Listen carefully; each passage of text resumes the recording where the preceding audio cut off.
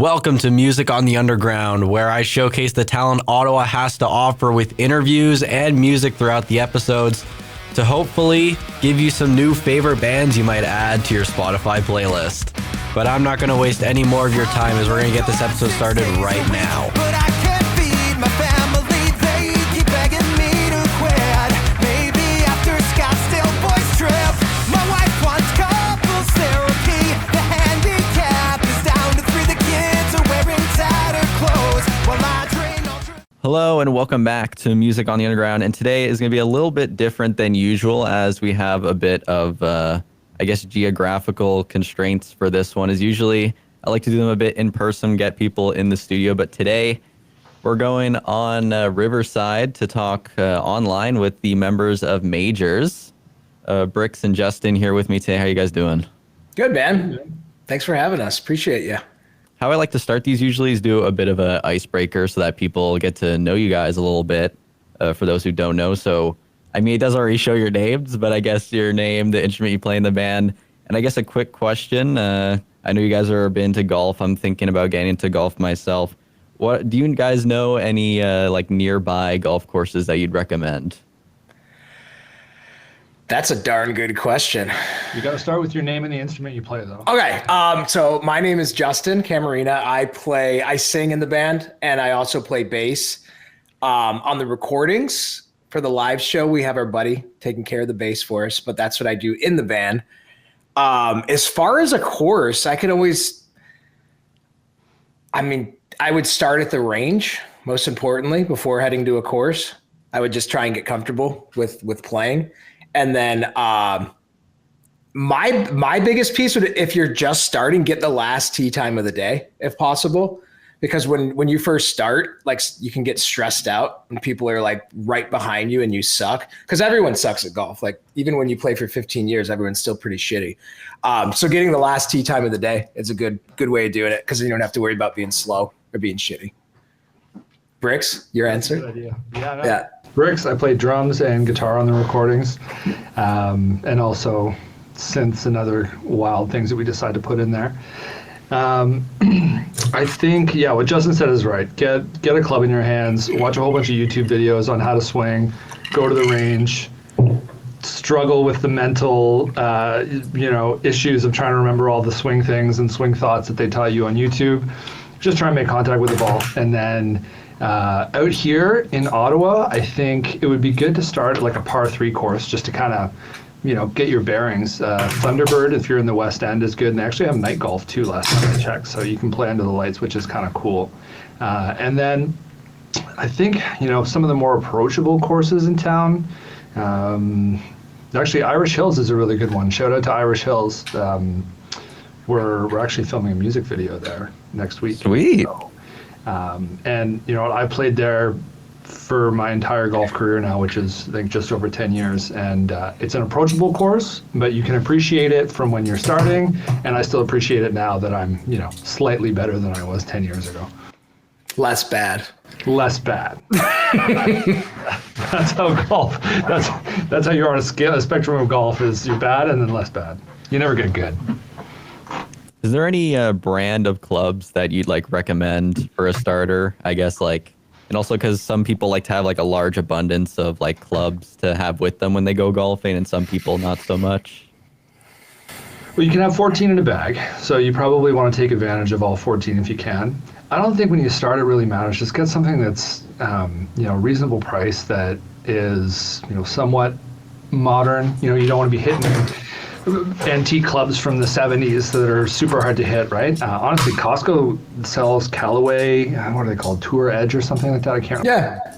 And I think you pick them up, you got a driver, a putter, a bunch of irons, and a bag, and it's like $500 or something, maybe less. And it's a great start. And then so that's a great place to start, and you hang out with those clubs for 2-3 years until you get the itch for something else. And then, because what sucks is if you start trying to play golf in earnest and then you go out and blow $4,000 on everything, and then all of a sudden you decide you hate it, which a lot of people do because it's a difficult sport, and then you've just wasted all that money. So start small. What do you say, Justin? Shoot small, miss small? Yeah. Just a solid new-ish set. Anything I would say if you're starting anything within the last decade would be okay. Be friends with psychos who always buy new gear. That's one thing that's always helped me out. Is I don't think I bought a new set of clubs one time in like the 15 years I've been playing, because I've just always played with people who'd buy new clubs. They're like, these clubs suck, and when in reality they just don't practice and get better. So I'm like, I'll use them, and that's pretty much all I've ever used is other people's nice clubs that they got sick of. So That's good advice. yeah.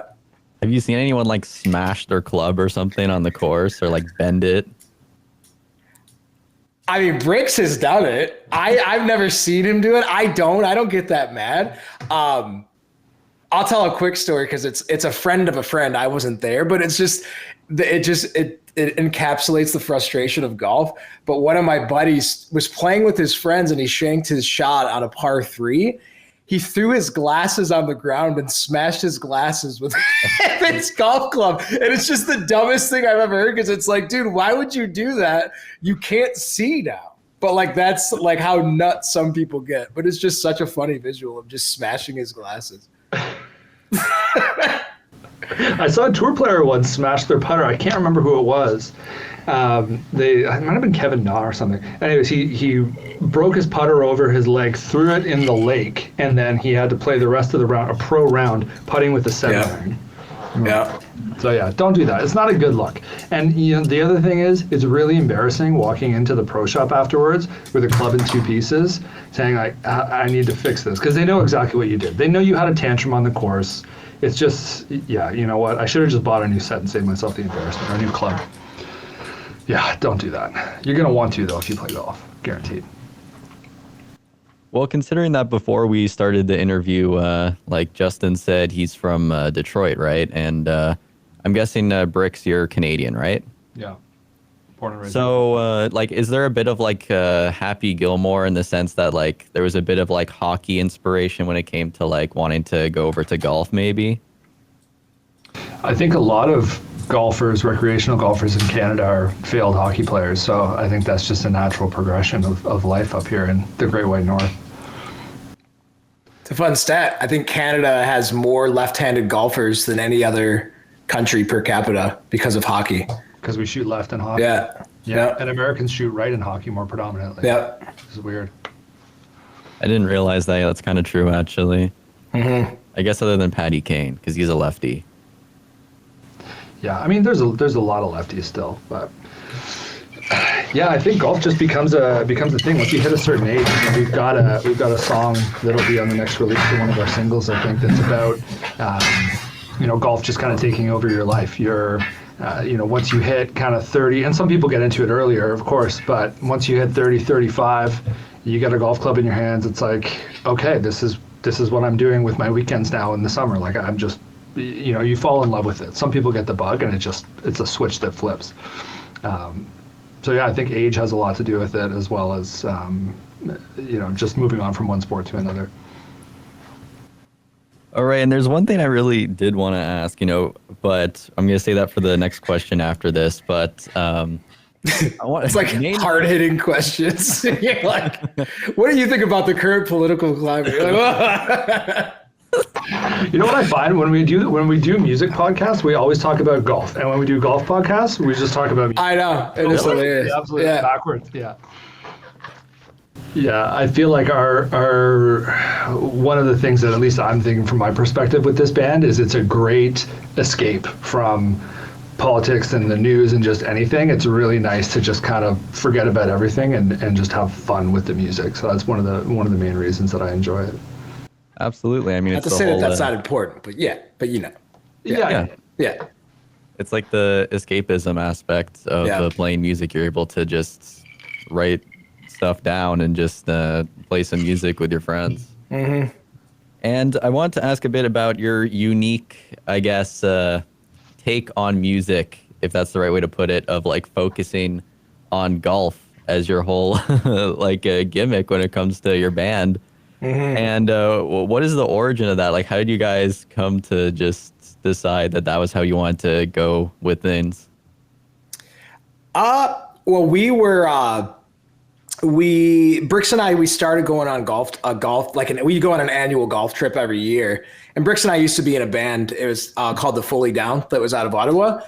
And we were working on new tracks for that band.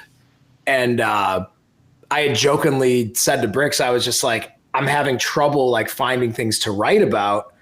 I'll just write, because I've always played a lot of golf, and I was like, I'll just make funny golf lyrics, and then we'll replace them with real ones.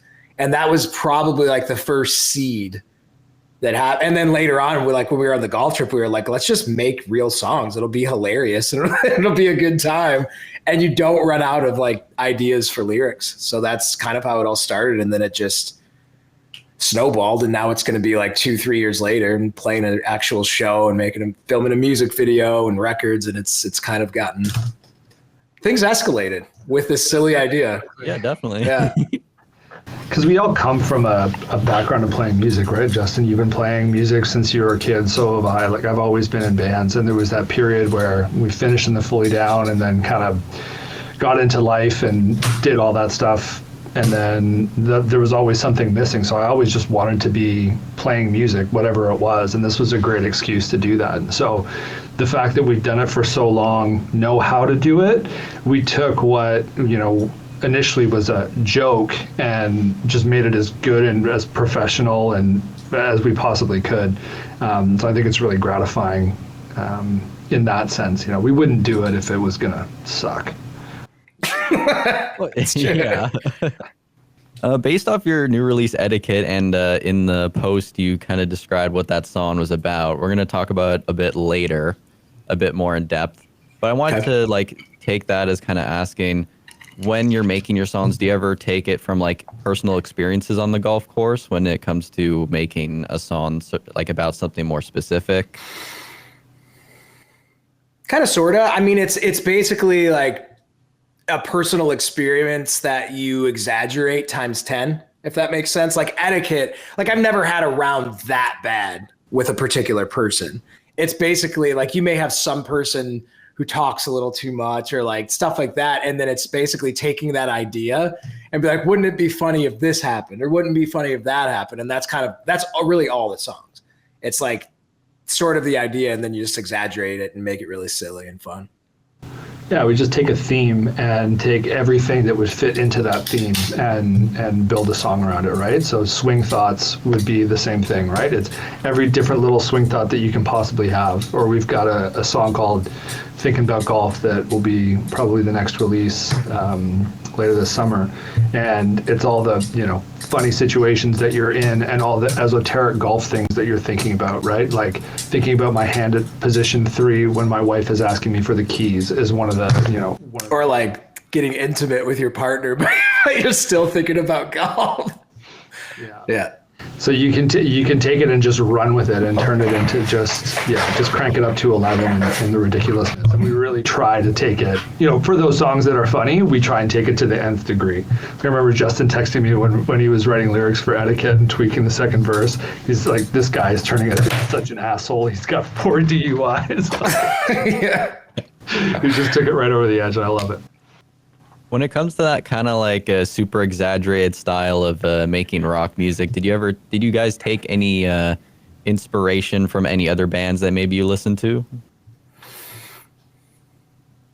What other bands are doing, music themed like this, right? Yeah, it's tough. Weird Al, but like, it's a genre. I think musically would be more, but like not as much lyrically, but musically, like we almost had like our first record, we would be like, insert band name here, like that type song. And like we'd be like, oh, we want this song to be similar to a song from Green Day or 4 Year Strong. And like we would almost build songs around that. So definitely not as much lyrically, but musically for sure. Like one of the new ones we're working on, like Propaganda released their first single from their new record, and we were just like, man, that song is fucking sick.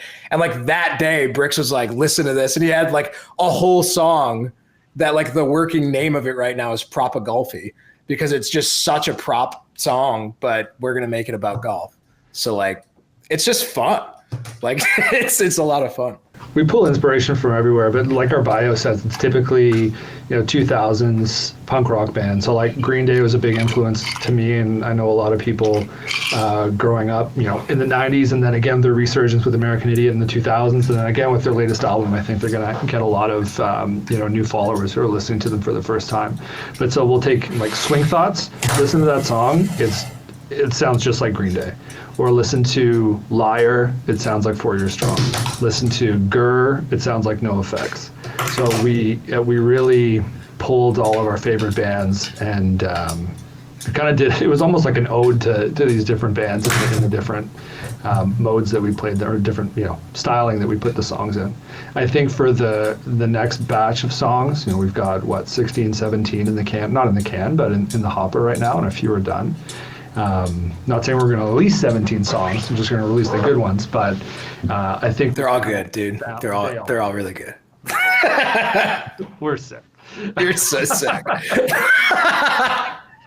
I think we have, through that iterative process and putting out the first album and now kind of catching our groove writing together that now we've been doing since 2023, I feel like we've kind of found the melded sound a little bit more. So I feel like everything that comes out going forward will kind of feel cohesive. It'll feel like a major song. Like we've put our own kind of stamp on what our sound is now that we've gone through that exercise. Now, would I love to do another cover album of all songs of bands that we love? Absolutely. But I think, I think the next batch of releases will sound like majors. I can definitely, I have a little bit of a hint that you might be a Green Day fan. You know what I mean? So. Yeah, I know you're wearing the shirt right now.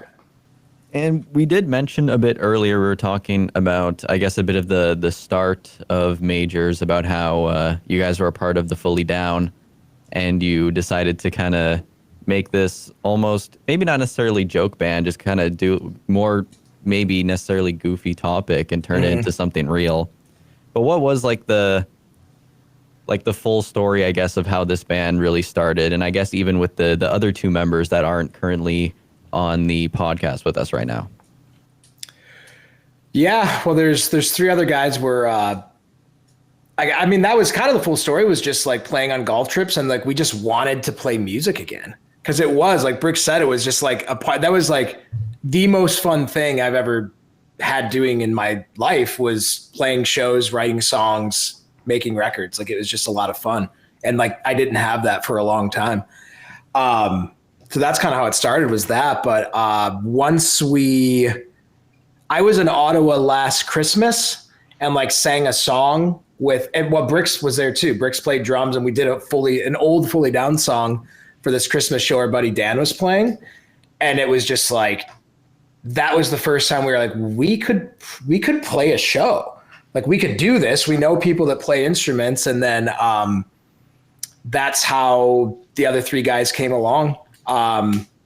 Nate's in Traveler, an Ottawa band. Jay from We Were Sharks. Jeff is another dude who's in Ottawa. He was in a band called Hey Slugger. So it was just like friends of friends just all came together, and now they're helping out. So it's like a legit band now. We're like, it's happening now. So yeah, we need to get out of this like mindset that we're not a real band, because we really are. Yeah. It's just, it's like Royal Blood, where there's two people in the band that do everything. Yeah. The other three are fantastic. We just reached out through friends of friends, and we're lucky enough to be in a position through the history of playing music for 20 years. We know a lot of people around, so I reached out to Ben Davis originally, who plays with Protest the Hero now. Oops, dropped a name.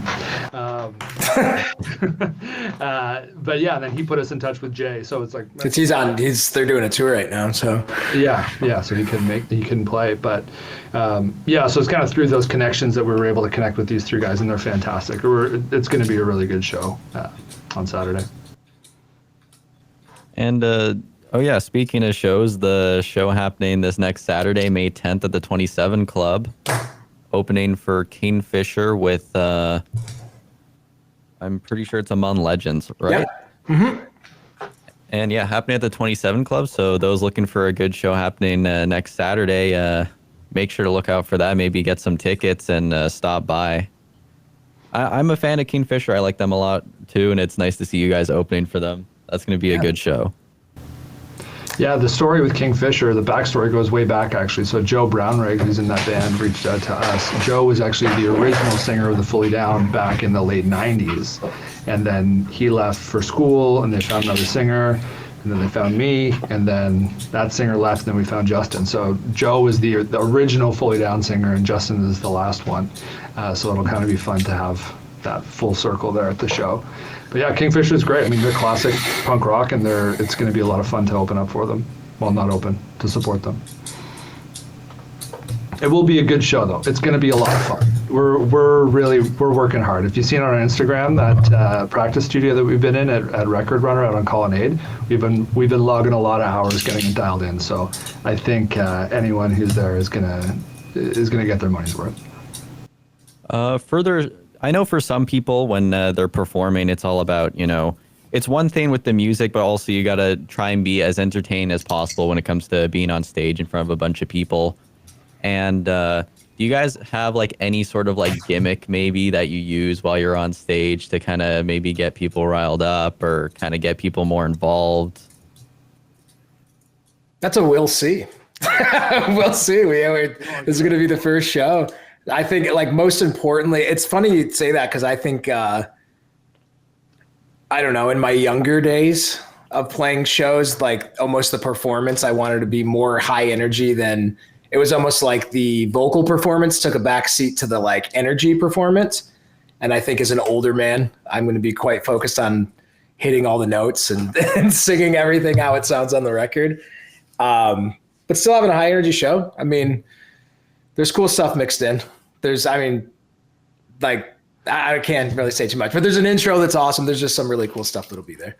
Yeah, we'll be jumping around. It's going to be a punk rock show. Like we're not going to be standing there staring at our shoes. Like people will know that we are on stage. That's for sure. Do you take any like stage presence kind of like inspirated from like other bands? Like I know some punk bands, especially indie ones, like to kind of take from like maybe even like Blink-182 and just kind of do absolute nonsense on the stage or stuff like that and have like banter. Like even maybe when you were younger with like the Fully Down, is there like stuff that you guys like to do? Maybe you don't do it anymore, but stuff like that. I just gotta be myself. I mean, I would say I'm naturally almost too talkative at times already. So there'll be some banter there. There'll be some having fun. But I don't really I don't know if I've ever seen like a singer and been like, I'm going to do that. I just kind of been myself. Bricks is a really fun drummer to watch. I am allowed to say that because I'm not you, but Bricks is sick. he's a good tight drummer. So it's just fun to watch.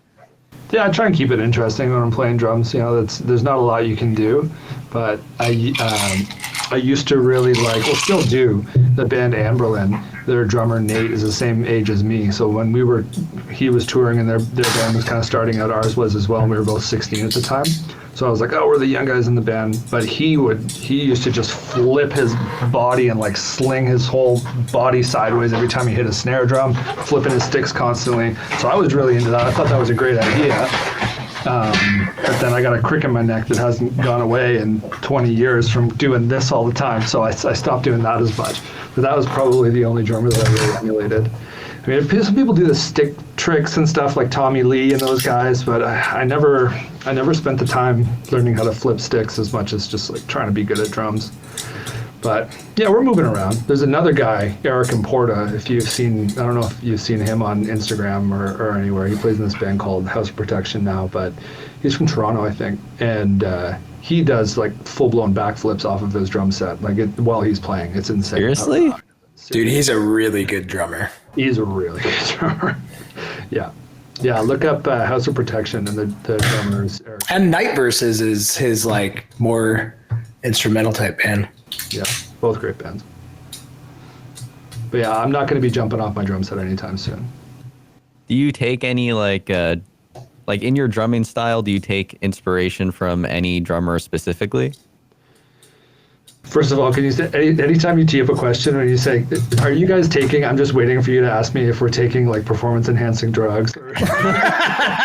She's like, dude, you're looking jacked right now. Like, just tell me your secret. You're about to pop out of that Green Day shirt. I was gonna ask Justin about his teeth because they're so freaking white, dude. Are they? I'll take it. I think it might be the lighting in here, but I'll take it. My lighting have white teeth. You know what that is? That's Crest white strips. Believe it or not. Oh, that's way better. Yeah, they're doing okay right now. I should do that. We got a photo shoot and a video shoot and a show. Dude, they hurt. I got some bitch ass teeth. So like you put them on and it's like you drink ice water the next day, it's a problem. But they got the teeth cleaned up. I totally forgot what we were talking about. We were talking about performance white strips. Drugs. Yeah, no, Crest white for strips. inspiration for drummers. Yeah, Trey Cool was an easy one growing up. Again, Green Day shirt. He is like, it's not necessarily easy, but once you get it, you can kind of get it and play along with the songs, and you feel like a rock star when you're 10 years old and playing When I Come Around or whatever. So that was a great inspiration to get into, just to stick with it. Because I think when anybody takes up an instrument, practicing is boring. Practicing your rudiments, practicing your scales, whatever, it sucks. But if you can play something and you feel like you know what you're doing, it just gives you that extra oomph and willingness to keep going and learning more. So that was Green Day for me and Trey Cool. It's probably why I'm such a big fan of the band. And then, the Travis Barker, obviously. But I'll say the one album that really taught me how to play drums, that got me actually good, is, now this one's a little esoteric, is the Mars Volta, Deloused, and the Comatorium. That album, John Theodore is a drummer on it. It is bananas, but I just had like a summer when I was off from school, and I just sat in my basement and learned how to play that album back to front. And I don't know if I could do it now, but when I was 16 or 15, I could pull it off, and it was really challenging, really technical. 10 out of 10. That was the one that I think I took the most from in my early playing. That's awesome. I mean, definitely, with all the musicians and the younger guys, because I'm 18 myself, so, I know a lot of people who are either starting out to learning instruments or maybe have been doing it for a few years, and it's always the same thing with just learning their favorite artists and stuff like that. And I'm one of those people too who's not really into learning the scales and stuff like that and learning all the technical bits. I just want to get straight to playing the music, right? Mm-hmm. And so just do that. You can learn the scales later. I mean, and there's nothing like that when you're a kid and you just pick up I remember drums were my first instrument, just being 13 and just practicing drums for 8 to 10 hours a day. And it was just the best. You had nothing to do. You're a kid. It's awesome. And God bless my parents at the time, just letting that happen in the basement. It's wild. Yeah, it was the same for me too. I can't believe they let me play for that much, and loud too. I wasn't playing jazz. I was playing punk rock. Do you ever get any fights about that with your parents over slamming the drums? I don't think my parents really liked it, but I think they liked the fact that I was playing an instrument and not, doing drugs somewhere. That's true. I mean, you're although you could argue that drums did lead to that. I was gonna say. Yeah. I was gonna say, considering you were a drummer, they probably could have suspected. You know what I mean? If it looks like a duck and it quacks like a duck, it's probably a duck. Yeah. And since we were just talked about Brick's inspiration, might as well, Justin, who would you say is your musical inspiration when it comes to what you play? Mine was a little bit different. I think it was almost it being from Detroit. I grew up on Motown. So a lot of R&B and soul and Southern gospel was big in my house. Just like I grew up going to church all the time, and Southern gospel and quartets. I remember my dad teaching me harmonies at 5 years old. And I was just I don't understand it. But then one day I remember that clicked, and I was it's almost like that scene in The Jerk with Steve Martin where he could he's I can do, he starts snapping his fingers. I had that with harmonies. But my dad sang, and so did my mom. So that was just kind of always surrounded in it. Boys to Men. I love them. And then right around like 12, 13 is when I started listening to like fast skate punk. And then it kind of I just fell in love with that. It was like, as much as I liked the proper singing stuff that I grew up on, I just loved that. I love the fastness and just just everything. And I still do. So it's just, that was, Lagwagon was probably the biggest influence on me, I'd say. Blink 182 kind of got it started. I think that was like that a lot of times in that generation. Like Blink 182, I remember just like you would buy a band's record, and the first thing I would do after I listened to it was go to the thank yous, and every other band that was listed, I'd be like, oh, and I would just listen to all those bands, and it was just like my thing that no one knew about. And it was like my little secret with like a handful of friends, and it was just super cool. And then, yeah, just stayed up with all of them and still listen to it now. Still listen to new stuff here and there, but I don't feel like nothing sticks like the music you fall in love with when you're like 13 and 14. It just hangs out forever. Oh, yeah.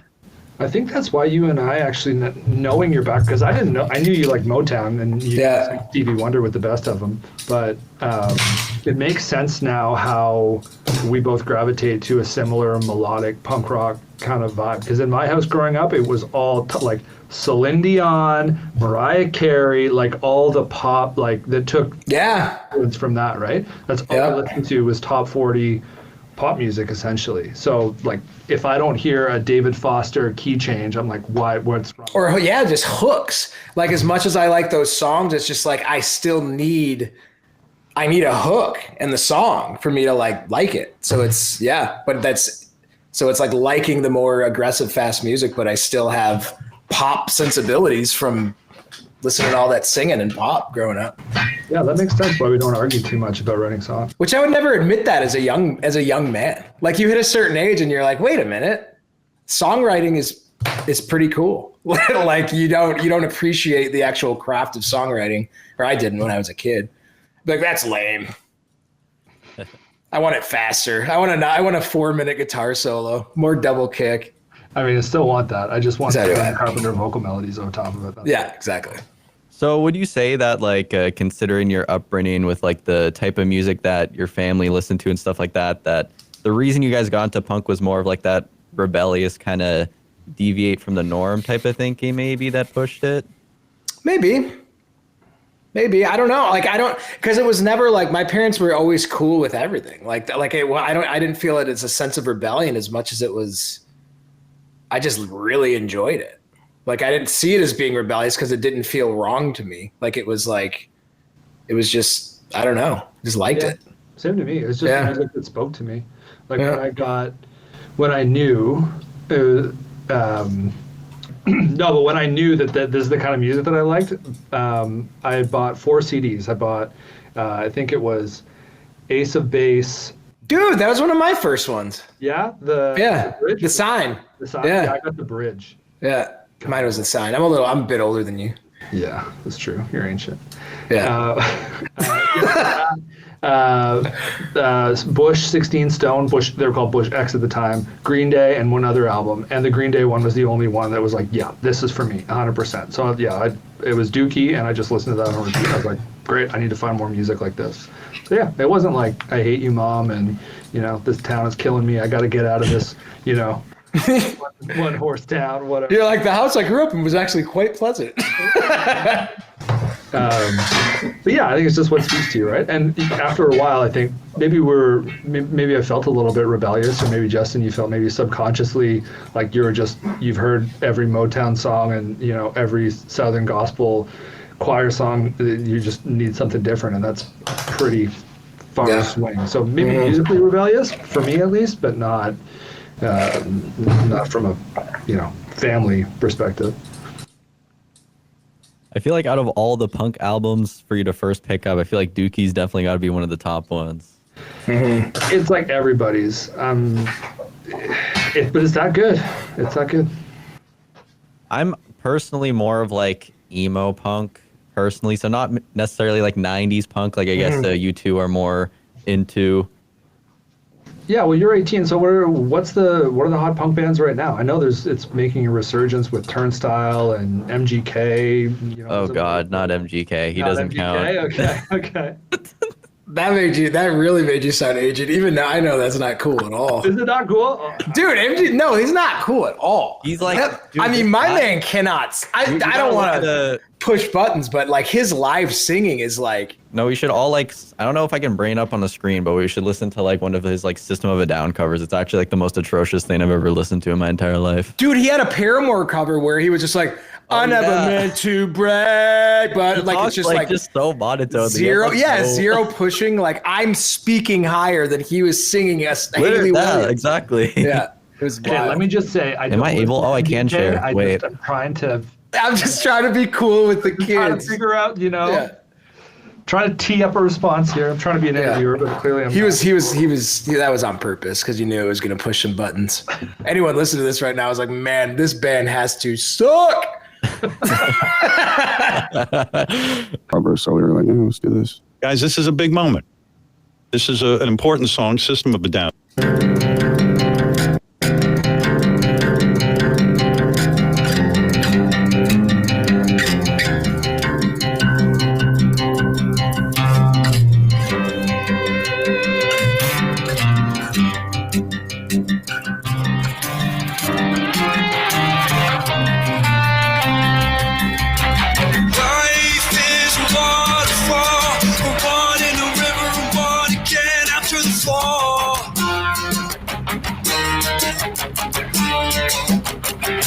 Swimming through the void, we hear the word, we lose ourselves, but we find it all. Okay. 'Cause we are the ones who want to play.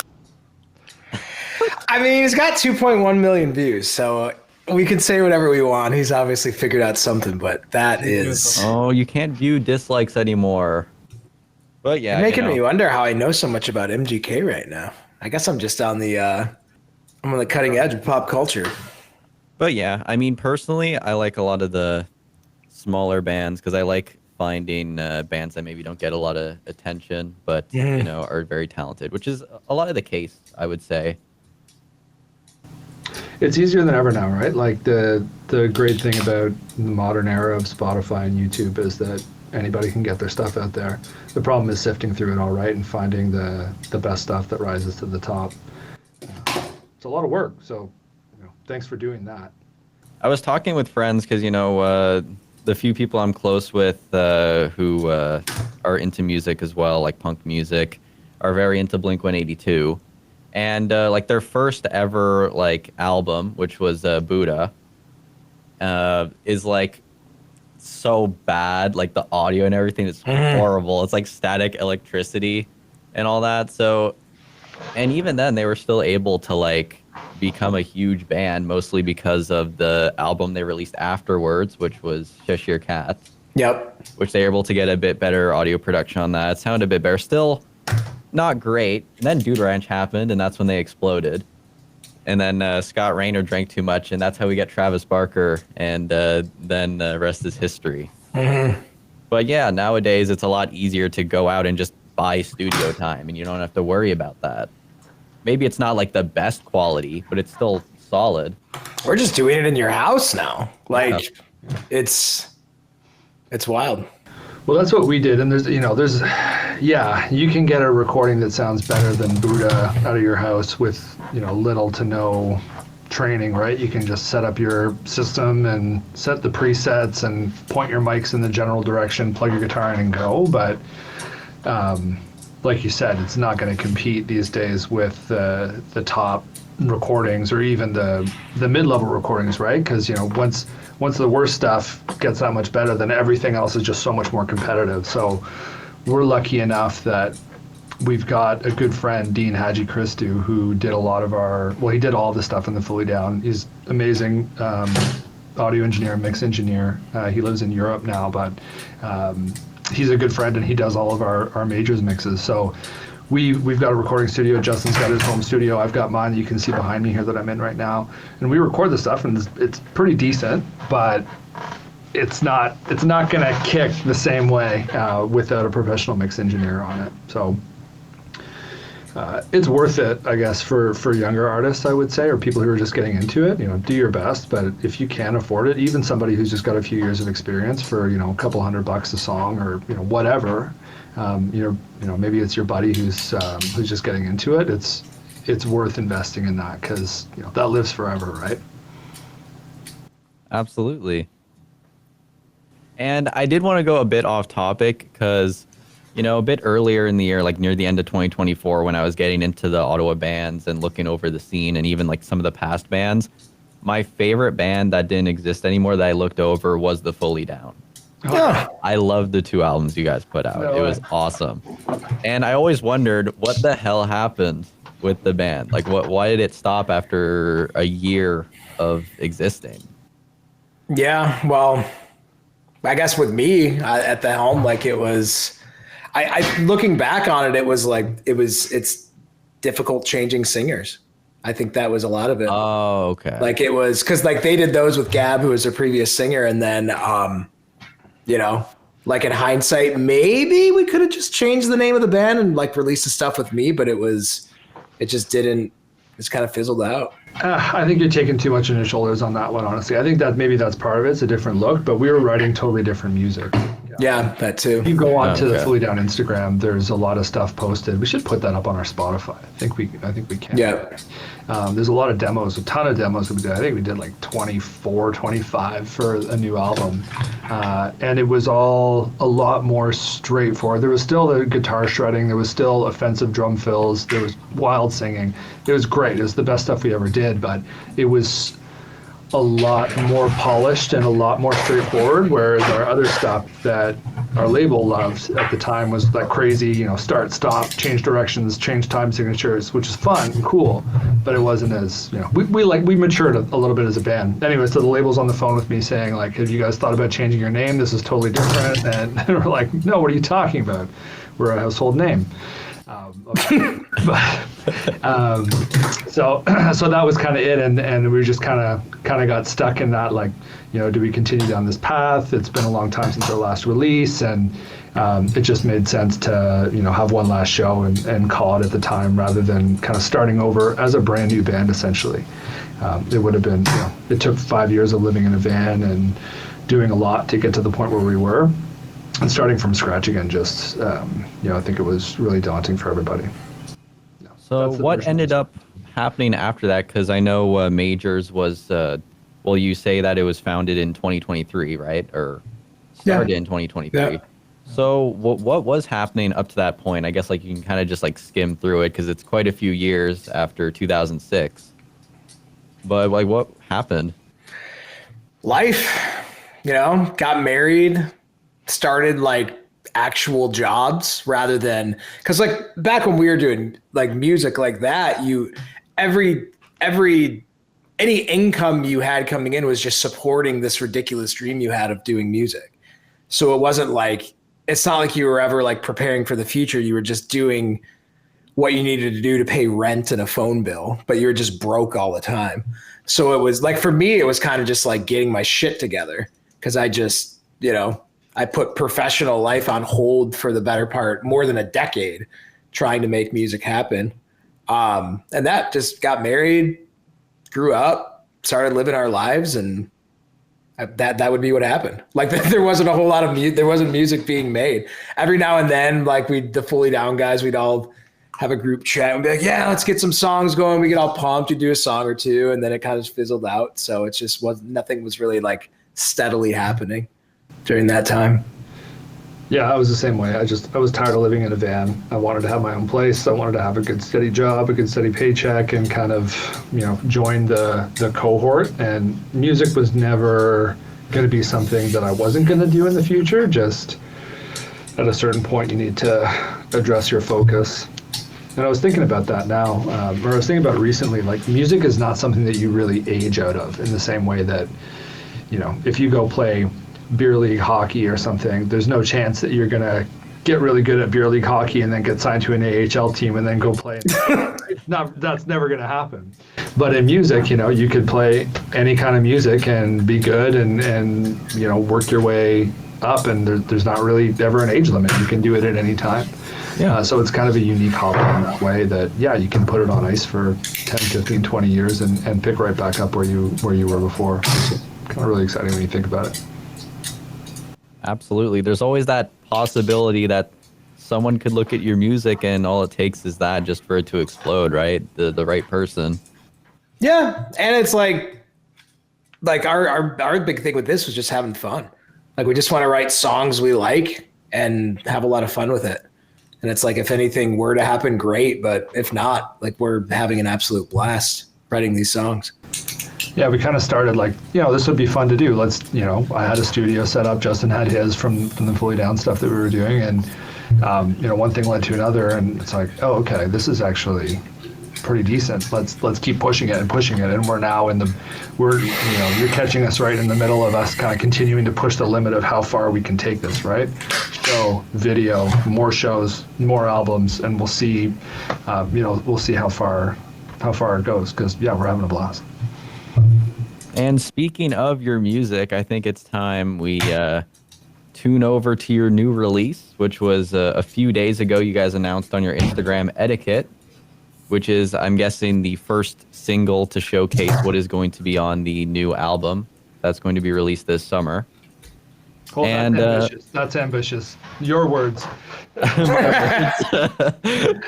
No, or I guess later this that was the original plan, was this summer, and then we were like, with playing this show, we were like, it's just probably not realistic. So we'll probably end up releasing a lot of songs, because that almost seems like what a lot of bands are doing now, especially new bands. It's just maybe a single every couple months, and then maybe hopefully a full-length record. I don't know. We haven't really. Time next year. Right? Yeah, maybe this time next year, full-length record. The thing is, we could jam through and rush through recording all the songs that we have and just get them out for the sake of getting a release out, but like I said before, right? It's there forever, and we want to make sure that it's as good as it can be when we offer it up as a full package to listen to. So there will be singles, there will be awesome singles, and there will be a lot of them. But nobody get your hopes up for a full length this summer, because remember those jobs we were talking about? We still have to. I know. Jobs really get in the way of this band about golf that we have. it's just ruining all the fun. I know, it really does. Somebody signs to a record deal. Fat Mike, Brett Gurwitz. Let's have a deal. We'll do an album this summer.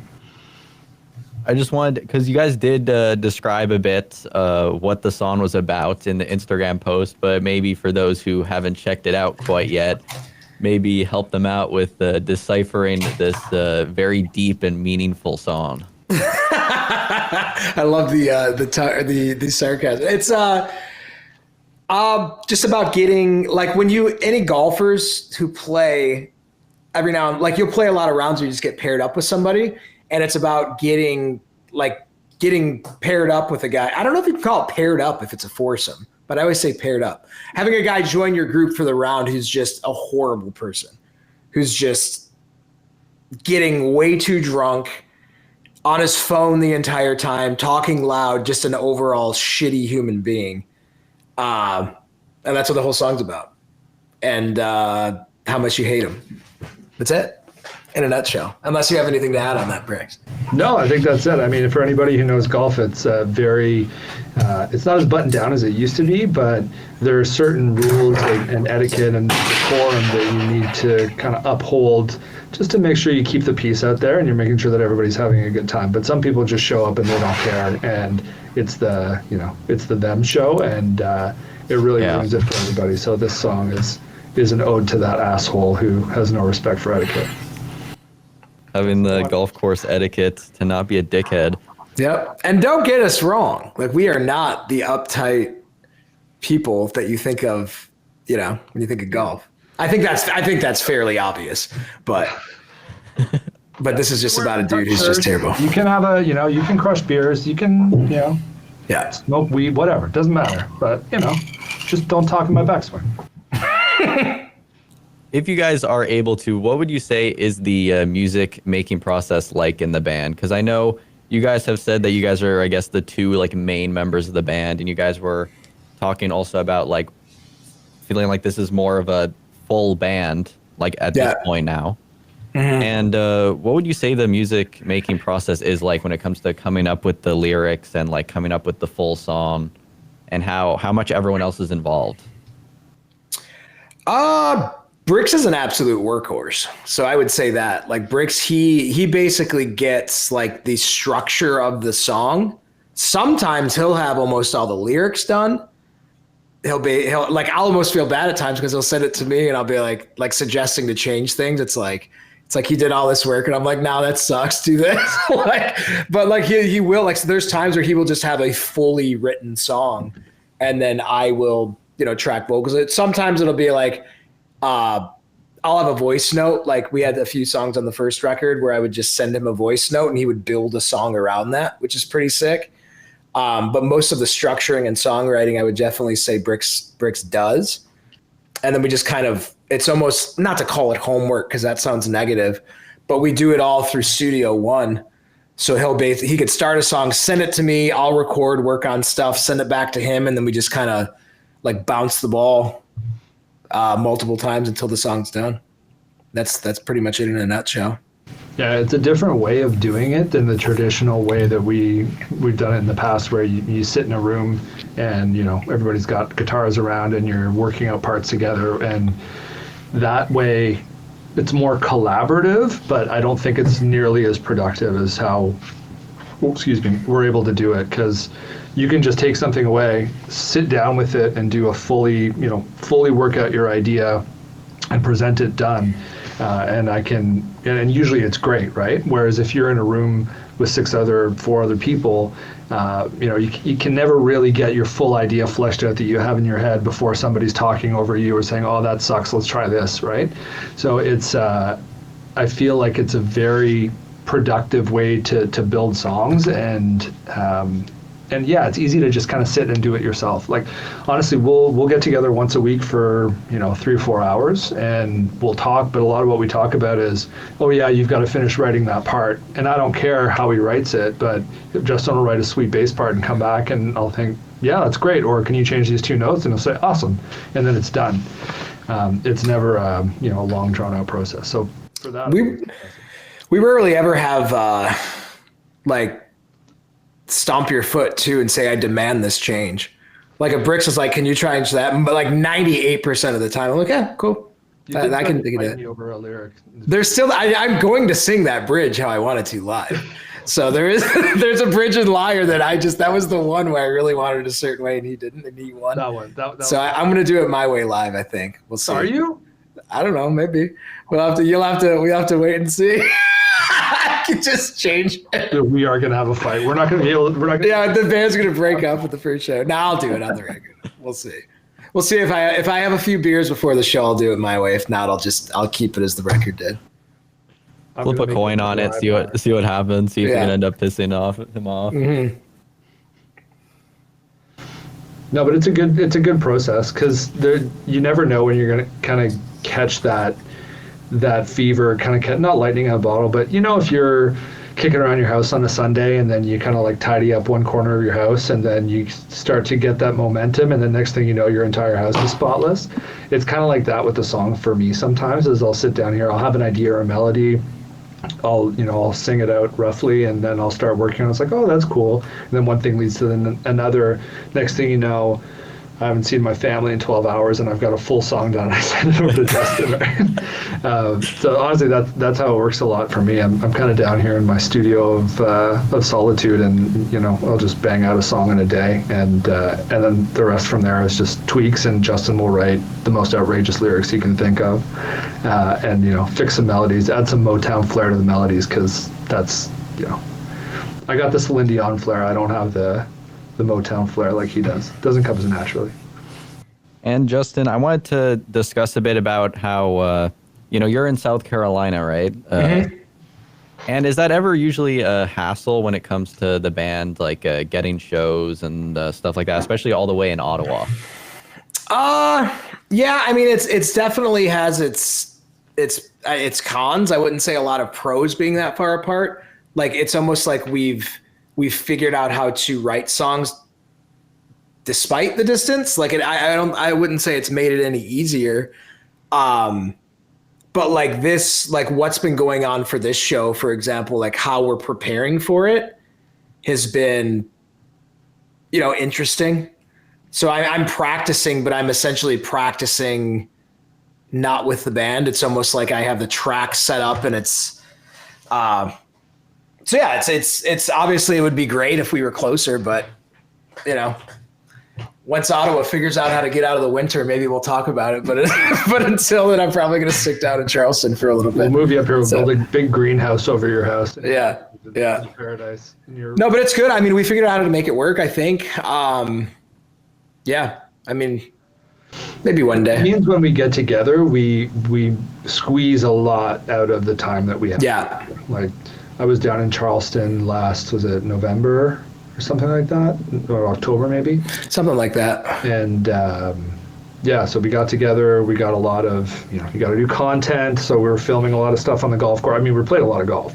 Yeah. So it sounded like it's all work, which it kind of is. It was playing a lot of golf and like taking cell phone videos every now and then. So it was pretty cool. Yeah, we had the GoPro up, but then we also had a photo shoot while we were there and stuff. And then so when Justin's coming up here to Ottawa for 5 days, we've got a show, photo shoot, rehearsal, video shoot. It was a 2-day video shoot, and then he flies home.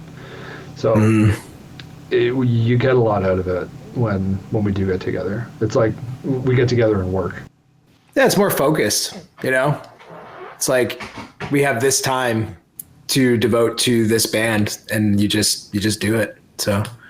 And I talk with a lot of bands, especially in a place like Ottawa, where maybe the scene isn't necessarily like the biggest, right? And there's like not a ton of attention in the city. So I'll talk to a few bands and they'll talk to me about how, maybe they want to go to other cities. Like obviously there's Toronto, and even like the state of New York is like an hour and 30 away from Ottawa. So it's not too far. You get places like Buffalo, and of course, there's a few hip hop artists here, not a lot more than there used to be. There used to be like none here, but especially for them, like going to a place like New York would be huge for them, especially because New York is a very big hip hop scene. With Justin being in South Carolina and already kind of, I guess, since he's like lives there, and I guess you said you have your own studio or like have your own area? Ish, yeah. I mean, my studio is what you're looking at. It's just my office in my house, but yeah. Have you guys ever thought about, I know you guys, obviously gain shows in Ottawa, but have you guys thought about getting any shows in South Carolina? I would love to. There's the Windjammer, which we always talk about for anyone who could happen to be listening to this who's from Charleston. There's this venue in Isle of Palms, and it's on the beach. The stage is on the beach. It's just super cool. That's awesome. But yeah, it's just logistically, then it's almost the way we think of it is like, not to say as a grown up, but like as a grown up, it's almost like finding like these small vacations to play shows. And that's how we view it. So like if the 4 dudes want to come down and play a show in Charleston, then that would be incredible. And we do, but it's almost like it's going to happen, but it's almost the daydreaming. But like, wouldn't it be cool if we did this? But like, we're going to end up doing like, it's almost more feasible just with everyone's to do a long weekend with like, Montreal, Ottawa, Toronto, Kingston, like just like a 3 to 4 night stretch of shows would probably be more beneficial for now. Just money wise, time wise, that's probably what will happen first. But if we play a show at the Windjammer, we might just call it a day after that, because that's the pinnacle for me. We'll be done. We'll have made it. Yeah, I think that we're kind of taking it one step at a time. Like what I talked about earlier, how we're in the process of continuing to push it and see how far it will go. And I don't see it not getting there, but it's a matter of how and what are the right steps to take. Because now we're in a position where I think we have a pretty good product. We've got, a great set of musicians pulled together for this show. So it's about, piecing it together and doing it in the right way. So when the time does come to do it. Yeah, sure. A small run of shows, fine. That's going to happen. But, is it a bigger run of shows? Is it going to be supported by a label or booking agent or all those kind of things are the things that we're thinking about now slowly and quietly to get to that point. So, yeah, will we play in Charleston? Absolutely. Will it happen next month? Certainly not, probably. Certainly not, probably. But you're saying there's a chance. Yeah. All right. Well, I have one more question left before we end this interview. And I just want to say thank you again, Justin and Bricks, for coming on the Music on the Underground podcast to talk a bit about Majors and even a band from the past in the Fully Down for the past hour. Thank you, guys. Thanks for having us. Yeah, thanks, Tom. Also, before Appreciate that, is there anyone you want to shout out who's been involved in the music making process that maybe hasn't been mentioned yet or isn't with us right now? We got Dean, who we already showed out. Dean, my wife, for being cool with this, spending all this time doing this, just for her to be like, all right, yeah, go have fun, do whatever. Yeah, I got to give a shout out to Gabby too. Yeah. For that. And then the three guys who are playing with us, we're doing the music video. It's cool to have people help, because obviously this isn't something financially speaking, it's things cost money, and there's a lot of people who are donating their time because they're they like the songs and they're our friends, and so everyone who's done that is pretty awesome. Yeah. So yeah, thanks to Nate and Jason and Jeff. Yeah. So PJ, the producer of the video, big time.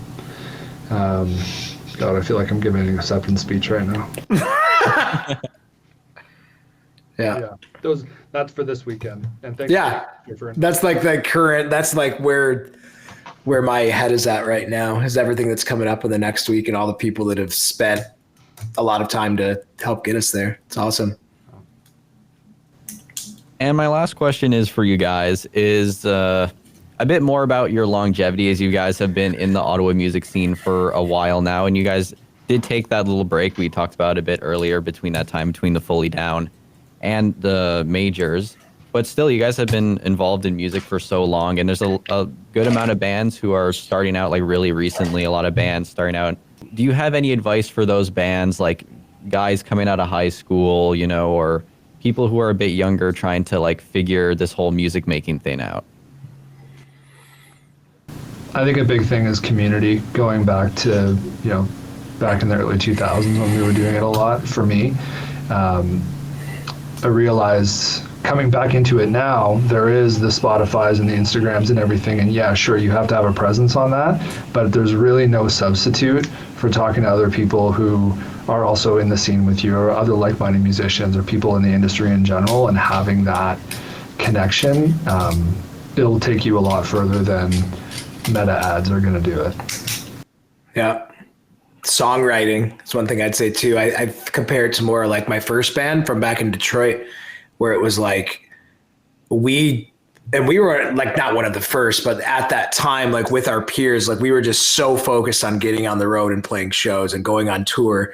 And we did that. We did touring and we did all that. But I think at the time we may have had 5 or 6 songs, because it was just we were so focused on getting out and playing shows, which is awesome. But it was just the songwriting, the songs are important too. So it's fine to it's the yin and the yang, having a balance of really good, solid songs and also getting out and playing shows. It's shaking hands and kissing babies. If you're not playing shows, we're starting to realize that now. If you're not as much as we like our songs, playing shows is just, you got to play shows. Yeah. And it's nice that happens to be the most fun part of it. Yeah, that's true. And that's the most fun of everything that we do it for, is playing shows.